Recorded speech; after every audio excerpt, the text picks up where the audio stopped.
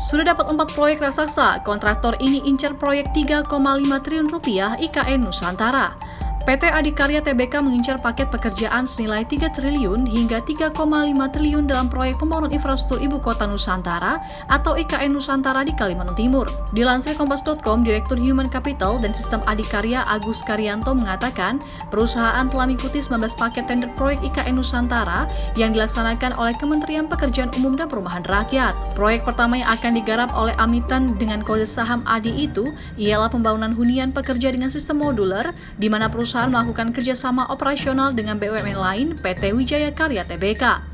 Kemudian Adikarya juga akan terlibat dalam proyek sarana konektivitas antara Balikpapan dan lokasi IKN Nusantara, yakni Jembatan Pulau Balang. Agus mengungkapkan dalam proyek tersebut perusahaan juga melakukan KSO, di mana porsi kontrak yang didapatkan oleh Adikarya nilainya sekitar 100 miliar rupiah. Lalu Adikarya juga telah mendapatkan bagian dari proyek pembangunan jalan tol IKN segmen Karangjoang, KKT Karangjoang dengan porsi kontrak senilai 1,1 triliun rupiah.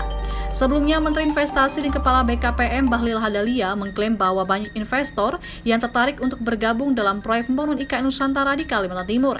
Ia berkata beberapa negara telah menyatakan berminat menanamkan modalnya di IKN. Negara-negara tersebut yakni Uni Emirat Arab, China, Jepang, Taiwan, Korea Selatan, hingga negara-negara di kawasan Eropa.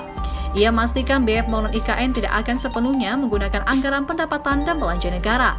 Lantaran negara hanya akan biayai 20% dari total dana yang dibutuhkan dalam pembangunan IKN. Kemudian 80% sisanya akan didanai dengan mengoptimalkan pendanaan melalui skema kerjasama pemerintah dan badan usaha hingga mendorong swasta ikut berkontribusi dalam pembangunan IKN Nusantara. Sudah nonton?